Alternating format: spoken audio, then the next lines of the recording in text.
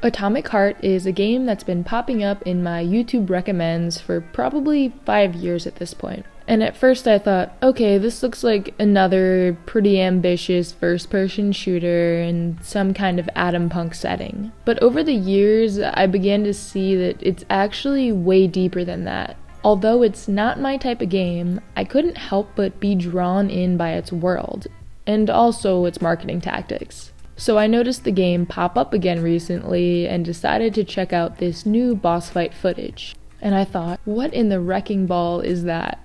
This whole showcase was honestly pretty sick, and I can already see myself getting really frustrated due to my inability to move out of the way fast enough. And even through this frantic fight, I couldn't help but notice everything else in the background. The statues and monuments scattered about, things up in the sky, even the wall of the arena that we're in.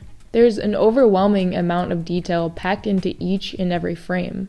It's so visually appealing to me, it almost seems like a shame that it's not a peaceful walking simulator where you can just roam around and solve puzzles, putting the mystery of it all together. I'm probably in the extreme minority on that one though. So as someone who hasn't thought about this game for probably an entire year, and as someone who isn't gonna buy it, at least anytime near launch, I just had to go over to Atomic Heart's website.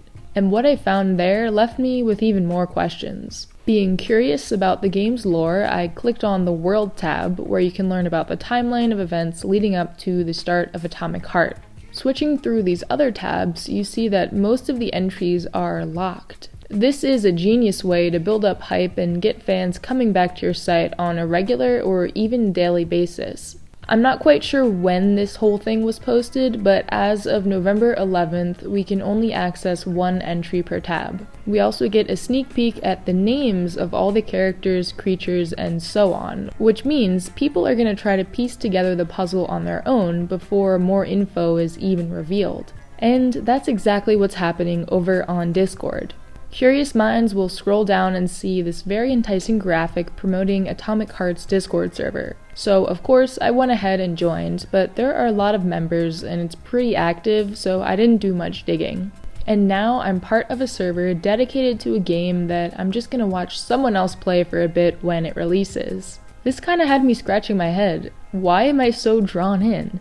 Then, a couple days later, I found myself sitting in the waiting room of a live stream for 45 minutes so I could learn about the history of this game's world. I'm not going to sit here and give you the entire history behind Atomic Heart. You can watch a much better video about it linked in the description. Instead, I want to focus on how this very interesting history is integrated into the game world. Even though we're about 4 months ahead of launch, I already feel engrossed in these strange and compelling locations. It's very obvious that the developers want the environment to do a lot of the talking here. These shots of our character walking through different parts of the world really make it feel like I'm traveling back in time and witnessing a part of history. Or a history gone very, very wrong. Atomic Heart takes place in Facility 3826, which is most notably the home to the Pavlov complex. This is a scientific research complex with a focus on organic and biomolecular chemistry, neurobiology, the restoration and cloning of human organs.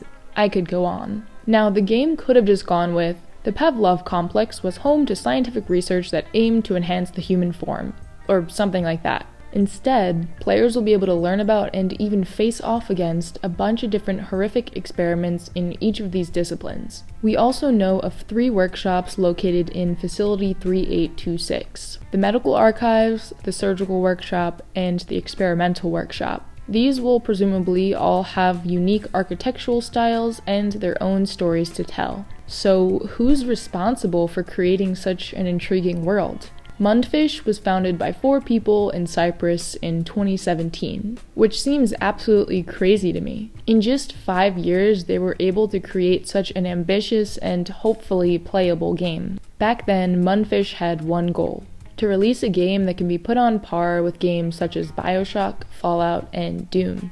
The team has grown quite a bit since then, all thanks to their investors: Gaijin Entertainment, Gem Capital, Tencent, and Nvidia, their hardware partner. So that's how they did it.